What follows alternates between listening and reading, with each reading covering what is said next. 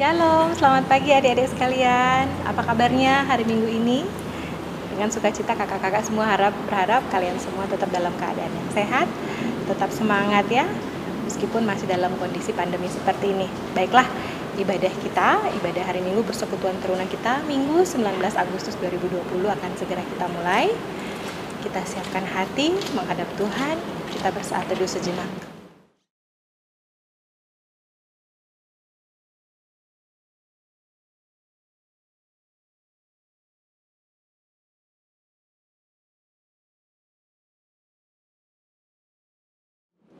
Saat teduh selesai, kita akan memuji dan memuliakan nama Tuhan. Kita menyanyi dari Gita Bakti 4, Bersorak Bagi Tuhan.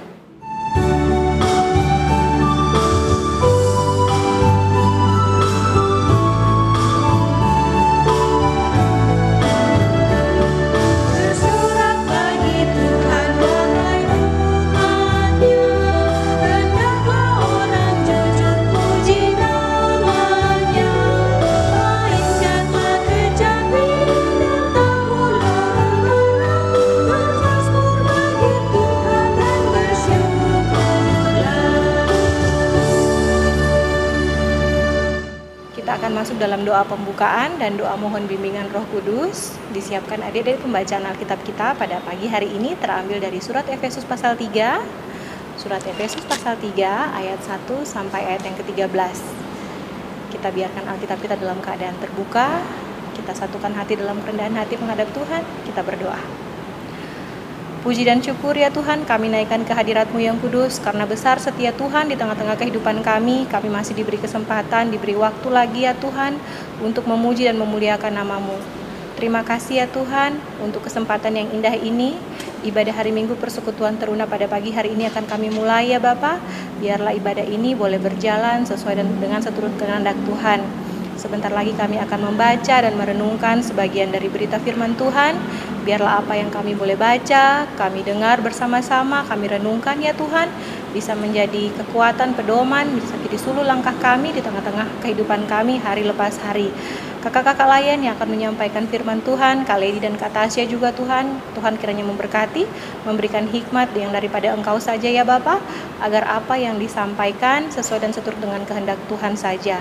Terima kasih ya Tuhan, ini kami anak-anak-Mu, ampuni setiap salah dan dosa yang kami lakukan melawan kehendak-Mu, hanya dalam nama anak-Mu Yesus Kristus, Tuhan dan Juru Selamat kami yang hidup. Amin. Kita akan menyambut firman Tuhan kita pada pagi hari ini dari Gita Bakti 38, Yesus Sumber Damai.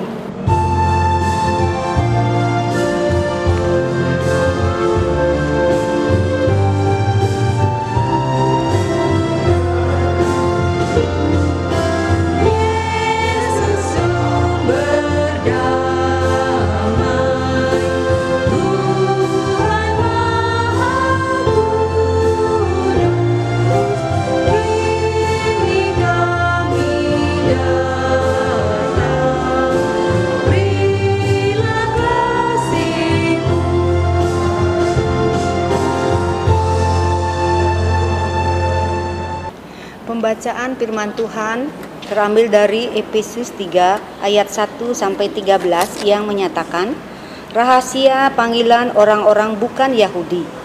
Itulah sebabnya aku ini Paulus, orang yang dipenjarakan karena Kristus Yesus, untuk kamu orang-orang yang tidak mengenal Allah. Memang kamu telah mendengar tentang tugas penyelenggaraan kasih karunia Allah yang dipercayakan kepadaku karena kamu, yaitu bagaimana rahasianya dinyatakan kepadaku dengan wahyu seperti yang telah kutulis di atas dengan singkat. Apabila kamu membacanya, kamu dapat mengetahui daripadanya pengertianku akan rahasia Kristus, yang pada zaman angkatan-angkatan dahulu tidak diberitakan kepada anak-anak manusia, tetapi yang sekarang dinyatakan dalam roh kepada rasul-rasul dan nabi-nabinya yang kudus, yaitu bahwa orang bukan Yahudi karena berita Injil turut menjadi ahli-ahli waris dan anggota-anggota tubuh dan peserta dalam janji yang diberikan dalam Kristus Yesus. Dari Injil itu aku telah menjadi pelayannya menurut pemberian kasih karunia Allah yang dianugerahkan kepadaku sesuai dengan pengertian kuasa-Nya. Kepadaku yang paling hina di antara segala orang kudus, telah dianugerahkan kasih karunia ini untuk memberitakan kepada orang-orang bukan Yahudi kekayaan Kristus yang tidak terduga itu, dan untuk menyatakan apa isinya tugas penyelenggaraan rahasia yang telah berabad-abad tersembunyi dalam Allah yang menciptakan segala sesuatu, supaya sekarang oleh jemaat diberitahukan pelbagai ragam hikmat Allah kepada pemerintah-pemerintah dan penguasa-penguasa di sorga, sesuai dengan maksud abadi yang telah dilaksanakannya dalam Kristus Yesus Tuhan kita. Di dalam Dia kita beroleh keberanian dan jalan masuk kepada Allah dengan penuh kepercayaan oleh iman kita kepadanya. Sebab itu aku minta kepadamu supaya kamu jangan tawar hati melihat kesesakanku karena kesesakanku itu adalah kemuliaanmu. Terpujilah Tuhan. Demikian jauh pembacaan Alkitab kita, dan untuk pemberitaan firman Tuhan kita pada pagi hari ini, kelas Eka akan dilayani oleh Kak Tasya dan kelas Dwi akan dilayani oleh Kak Lady.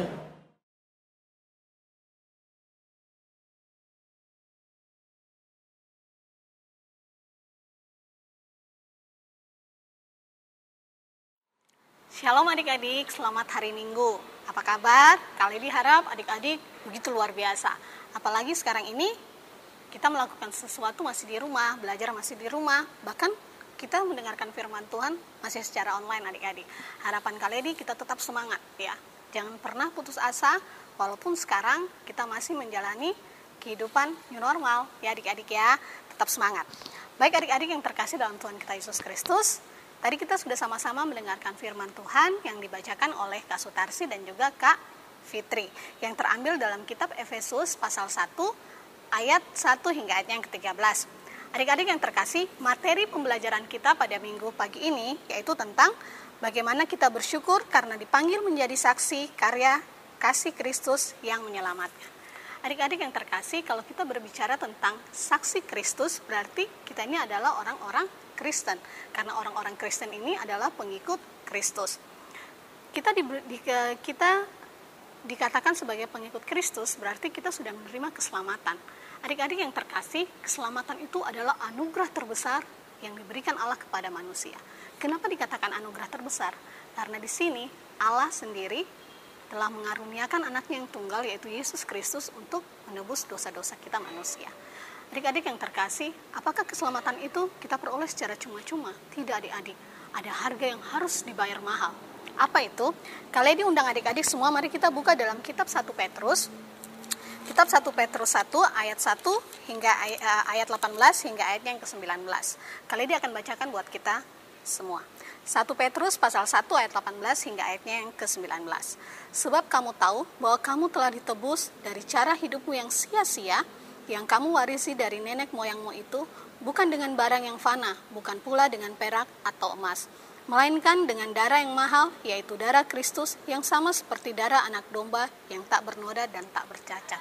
Jadi begitu adik-adik ya, ada pengorbanan ya, ada penebusan melalui darah Yesus Kristus. Jadi karena Yesus telah menebus dosa-dosa kita dan kita memperoleh keselamatan, kita jangan menyia-nyiakan keselamatan yang Allah berikan kepada kita. Selaku pengikut Kristus, apa sih tugas-tugas kita adik-adik?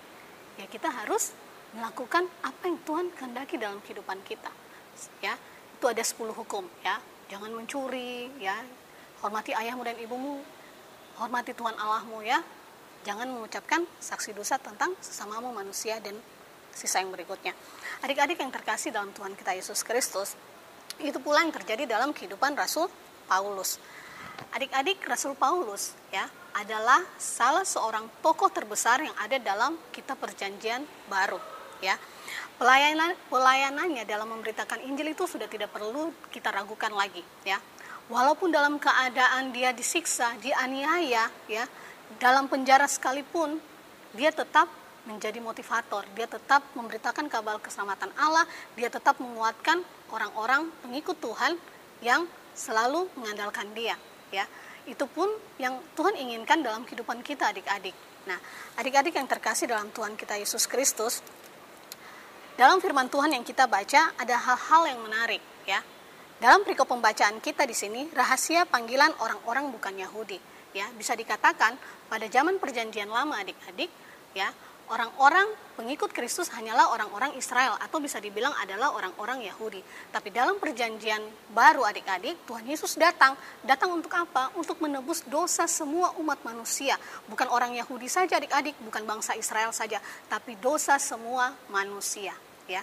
Adik-adik yang terkasih, itulah yang ingin Rasul Paulus lewat firman yang kita baca ini ingin menekankan kepada orang-orang yang ada di Efesus. Kenapa?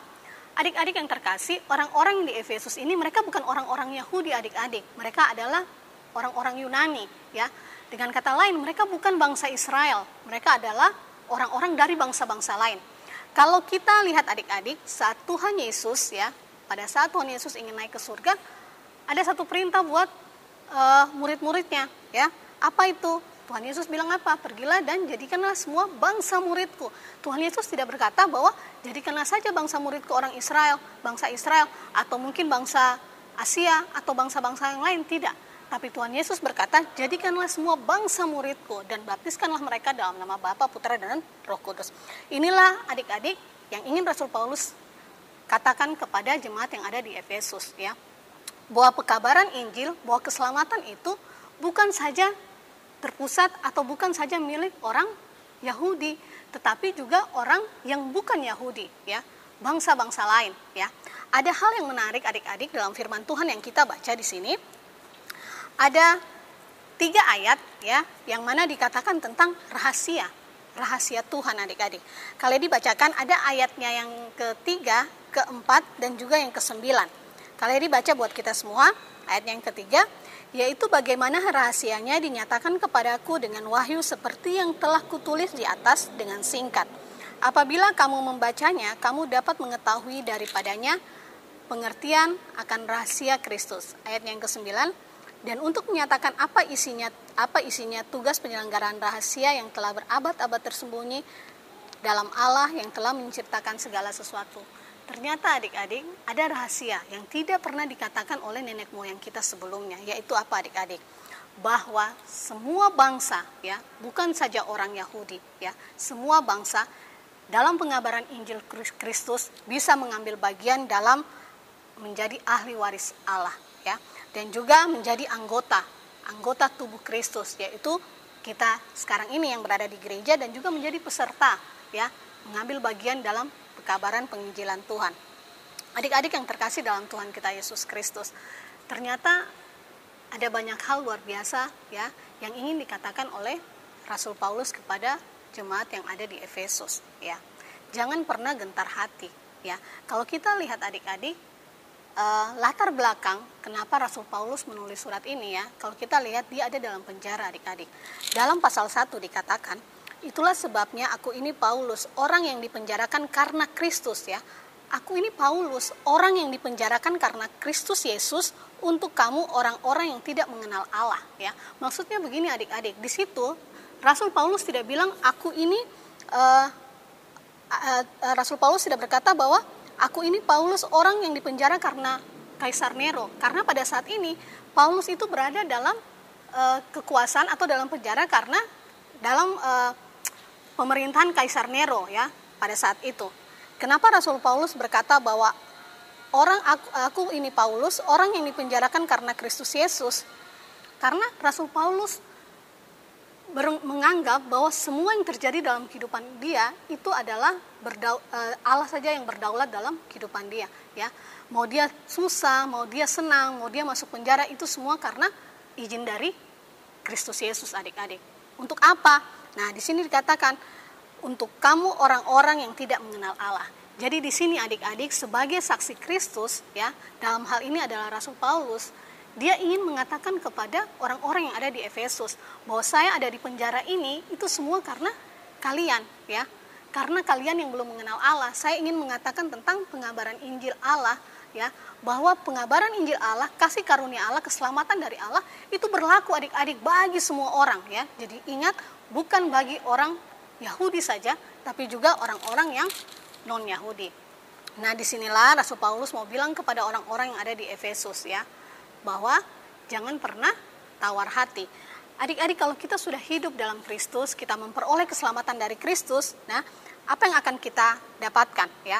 Kalau kita baca di dalam ayatnya yang ke-12, kali dia akan bacakan bagi kita semua, di dalam dia kita beroleh keberanian dan jalan masuk kepada Allah dengan penuh kepercayaan oleh iman kita kepadanya. Ya adik-adik, kalau kita mengaku kata percaya saja tapi kita tidak melakukan itu, ya sia-sia adik-adik. Ya, saat kita berkata bahwa saya sudah diselamatkan oleh Tuhan, saya percaya, nah selaku orang Kristen saya juga harus melakukan tugas-tugas yang Tuhan perintahkan sebagai saksi-saksinya, seperti yang kalian dibilang tadi ya. Tugas-tugas orang Kristen itu ya seperti yang Tuhan inginkan ada di dalam 10 hukum Tuhan ya. Hormatilah ayah ibumu ya, jangan membunuh, jangan mencuri ya. Itu secara kita dengan sesama manusia ya. Tapi kalau kita dengan Tuhan ya, jangan menduakan Tuhan ya adik-adik. Kita harus tetap percaya kepada Tuhan. Adik-adik yang terkasih, ada perikop terakhir ya, pada perikop terakhir pembacaan firman Tuhan kita dikatakan dalam ayat yang ke-13, sebab itu aku minta kepadamu supaya kamu jangan tawar hati melihat kesesakanku, karena kesesakanku itu adalah kemuliaanku. Maksudnya begini adik-adik, Rasul Paulus mau bilang kepada jemaat yang ada di Efesus, jangan kamu tawar hati, jangan kamu kecil hati, jangan kamu patah arang, jangan kamu hilang semangat walaupun saya ada dalam penjara ya. Jangan kamu khawatir ya, saya di penjara ini itu semua karena Tuhan Yesus Kristus ya, yang ingin bahwa orang yang tidak mengenal Kristus harus mengenal Kristus ya. Dan kemudian dikatakan karena kesesakanku itu adalah kemuliaanmu. Maksudnya adik-adik, Rasul Paulus mau berkata ya, walaupun dia di penjara ya, dia ingin bahwa orang-orang yang tidak mengenal Allah ya, mengenal juga Allah. Karena kita ini adik-adik semua adalah orang-orang pilihan Allah. Kita semua adalah anak-anak Tuhan ya. Jadi semua orang berhak menerima kabar keselamatan Allah ya. Jadi Rasul Paulus bilang jangan tawar hati, jangan takut ya, jangan kecil hati ya. Walaupun dia ada dalam penjara. Kalau kita lihat walaupun Rasul Paulus ada dalam penjara adik-adik, dia tetap memuji Tuhan. Dia tetap melakukan pengabaran Injil lewat surat yang dikirimkan kepada jemaat-jemaatnya. Adik-adik yang terkasih, sekarang bagaimana aplikasi kita dalam kehidupan kita sehari-hari ya? Nah, kalau di sekolah gampang adik-adik ya, kita berlaku sopan kepada guru, kepada teman-teman. Nah, sekarang di rumah saja bagaimana? Kalau di sekolah kita belajar masih bisa dipantau sama guru ya. Nyontek tidak, belajar benar tidak. Nah, sekarang di rumah saja bagaimana adik-adik? Waktunya belajar apakah kita benar-benar belajar? Atau kita belajar sambil tidur-tiduran? Atau kita belajar sambil dengar musik? Atau kita sama sekali tidak belajar? Nah, bagaimana adik-adik? Ya, menjadi saksi Kristus itu juga dalam kehidupan kita sehari-hari ya. Bukan saja menjadi saksi Kristus berarti saya harus aktif saja di gereja. Ya, di gereja aktif aja karena bicara tentang pengikut Kristus berarti kita berbicara tentang sisi kerohanian, tidak adik-adik ya. Itu terjadi dalam hidup dan kehidupan kita ya. Mau di gereja, mau di rumah, mau di sekolah, dimanapun kita berada, kita harus menjadi saksi Kristus. Lewat apa kali? Lewat tindakan kita, tutur kata kita, tingkah laku kita, cara pakaian kita, cara berbicara kita. Ya adik-adik, itu. Yang kedua, di rumah adik-adik. Ya, jangan cuma tahu makan ya, harus juga tahu bantu orang tua. Jangan cuma tahu tidur, tahu juga beresin tempat tidur ya. Jangan cuma tahu makan. Kalau yang perempuan-perempuan bantu mama, mungkin kupas bawang, ngulek-ngulek cabai ya. Yang laki-laki bantu nyapu rumah ya. Menyapu itu bukan hanya tugas perempuan, menyapu itu tugas laki-laki dan perempuan ya. Itu adik-adik. Dan seperti yang kalian dibilang ya, silahkan ambil bagian, mau di gereja sebagai pemain musik ya, sebagai kantoria ya, mungkin dalam kegiatan mengambil bagian di gereja sebagai panitia, tim kerja dan lain sebagainya. Gitu adik-adik ya. Jadi lewat firman Tuhan yang mau diajarkan oleh Rasul Paulus bahwa apapun yang terjadi sebagai saksi Kristus ya, kita juga harus bisa menerima segala konsekuensinya. Inilah konsekuensi yang diterima oleh Rasul Paulus ya. Dia mengabarkan pelayanan Injil bukan pada orang Yahudi saja adik-adik, tapi pada orang-orang yang non-Yahudi ya, termasuk orang-orang Yunani ya, yaitu orang-orang yang ada di Efesus. Sehingga ini membuat Rasul Paulus di penjara. Adik-adik yang terkasih, Tuhan datang ke dunia ini bukan bagi orang-orang yang benar. Tuhan datang ke dunia ini bagi orang-orang yang berdosa adik-adik dan yang salah jalan ya. Kalau adik-adik tahu cerita tentang Rasul Paulus, kalian tahu, adik-adik ini pasti tahu kan? Paulus ini dulunya namanya siapa adik-adik? Ya, Saulus ya. Dia belum mengenal Allah adik-adik ya. Dia pembantai orang Kristen terbesar pada saat itu ya. Ketemu orang Kristen, dia bunuh ya. Sama seperti Kaisar Nero yang membenci orang Kristen ya. Itu pun yang dialami oleh Rasul Paulus adik-adik ya. Nah, ada titik balik di mana Allah memakai Saulus sehingga dia menjadi Paulus ya. Mau kita sebesar apapun adik-adik, tapi di mata Tuhan kita adalah manusia yang lemah ya. Kita kecil di mata Tuhan ya. Jadi kalau kita bisa apa-apa, merasa diri besar, itu bukan apa-apa adik-adik ya. Tidak sebanding kita di mata Tuhan. Itulah yang dirasakan oleh Rasul Paulus ya adik-adik. Dia ingin mengatakan kepada kita bahwa untuk menjadi saksi Kristus ya, semua orang pun bisa ya. Dan menjadi saksi Kristus adik-adik bukan perkara yang mudah ya. Mengabarkan Injil seperti rasul-rasul pada zaman itu ya adik-adik. Kalau kita lihat menjadi orang Kristen itu enak, tidak juga adik-adik ya. Menjadi orang Kristen itu kita akan banyak menemui cobaan-cobaan dalam kehidupan kita ya. Sekarang bagaimana kita bisa menjadi saksi Kristus dalam kehidupan kita sekarang ini? Kita tetap tekun berdoa, tetap berserah diri, tetap menjadikan Tuhan Yesus sebagai teman kita, sebagai sahabat kita, tempat kita berkeluh kesah ya adik-adik. Lakukan apa yang menjadi tugas kita, dan selebihnya biarkanlah Allah melakukan tugasnya bagi kita. Adik-adik yang terkasih, demikian firman Tuhan yang kali disampaikan, yang mau disampaikan oleh Roh Kudus bagi kita di pagi hari ini, supaya bagaimana kita mengerti bahwa keselamatan yang diberikan kepada Allah melalui Yesus Kristus itu berlaku bagi semua orang, semua bangsa tanpa terkecuali adik-adik. Jadi mari kita menjadi saksi Kristus dalam tingkah laku kita, tutur kata kita, dimanapun kita berada ya. Kita sopan, kita menghormati orang yang jauh lebih tua, itu merupakan kesaksian kita dalam kehidupan kita. Terima kasih adik-adik, inilah firman Tuhan. Biarlah firman Tuhan boleh selalu ada di tengah-tengah kita dalam keadaan dan situasi apapun. Dan kiranya firman Tuhan ini mau tetap menguatkan kita sampai selama-lamanya. Tuhan Yesus memberkati.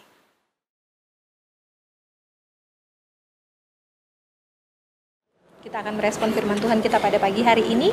Kita menyanyi dari Gita Bakti 62, Siapa yang Berpegang.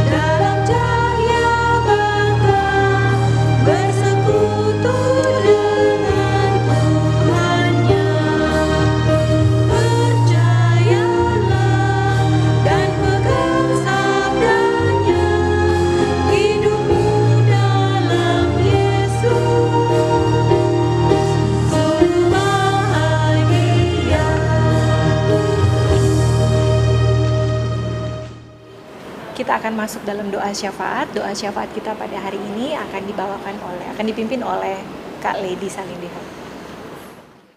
Baik adik-adik, kita akan masuk dalam doa syafaat. Mari kita sama-sama satu dalam doa, kita berdoa.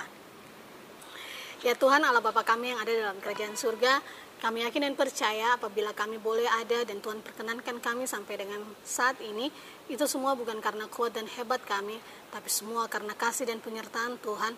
Perkenan Tuhan sehingga kami boleh ada sampai dengan saat ini. Tuhan, dalam keadaan dan kondisi yang seperti ini Bapa, kami yakin dan percaya kiranya Tuhan mau mampukan kami, berikan kesehatan kepada kami semua dalam melalui pandemi ini, sehingga Bapa pada saatnya nanti kami boleh melewati segalanya dengan penuh rasa sukacita dan syukur yang hanya berasal daripadamu saja.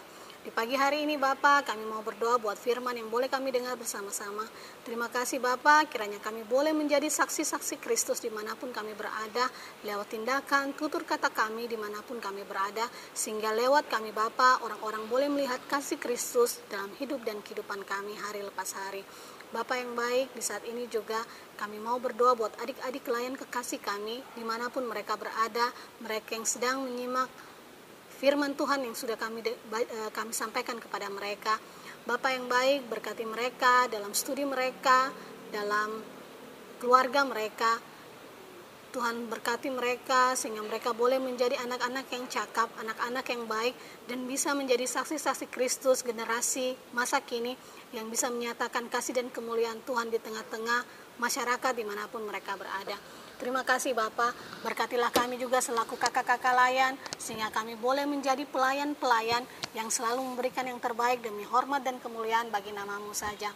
Ajar kami Bapa supaya kami boleh menjadi pelayan yang rendah hati, kami boleh menjadi pelayan yang selalu mengandalkan Tuhan dalam hidup dan kehidupan kami.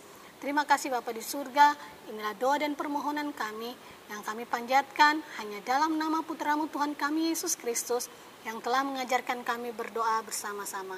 Bapa kami yang di surga, dikuduskanlah nama-Mu, datanglah kerajaan-Mu, jadilah kehendak-Mu di bumi seperti di surga. Berilah kami pada hari ini makanan kami yang secukupnya, dan ampunilah kami akan kesalahan kami, seperti kami juga tahu mengampuni orang yang bersalah kepada kami. Dan janganlah membawa kami ke dalam pencobaan, tapi lepaskanlah kami daripada yang jahat.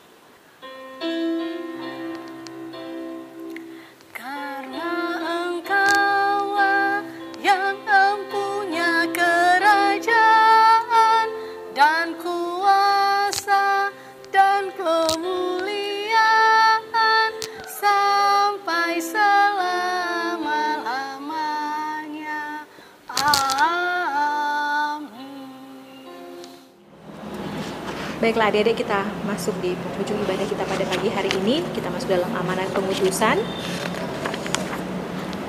Kita menyanyi dari Gita Bakti 116, Yesus inginkan dirimu bersinar terang.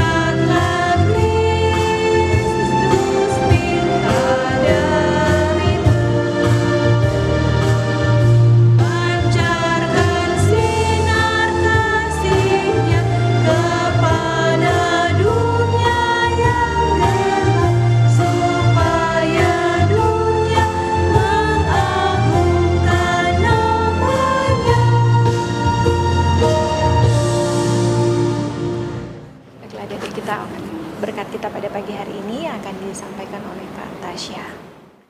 Baik adik-adik, sebelum kita kembali ke dalam aktivitas kita masing-masing, mari kita satu dalam doa dan kita minta berkat dari Tuhan.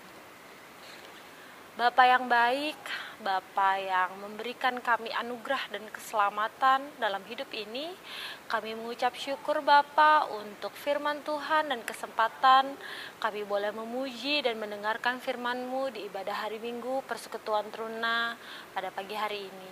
Kami yakin dan percaya Bapa, jarak tidak menjadi halangan bagi kami untuk bisa berkumpul bersama-sama memuji dan memuliakan nama-Mu.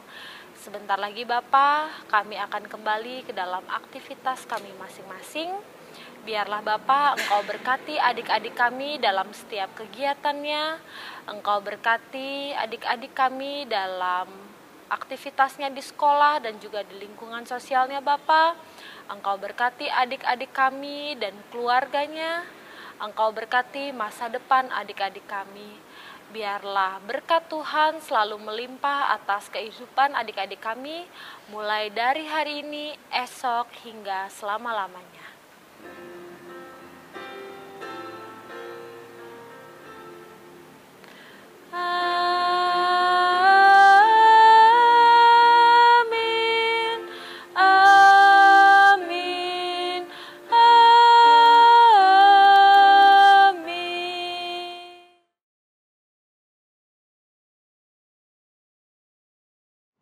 Demikian ibadah hari Minggu Persekutuan Teruna kita pada hari ini, Minggu 9 Agustus 2020. Selamat hari Minggu, Tuhan Yesus memberkati kita semua.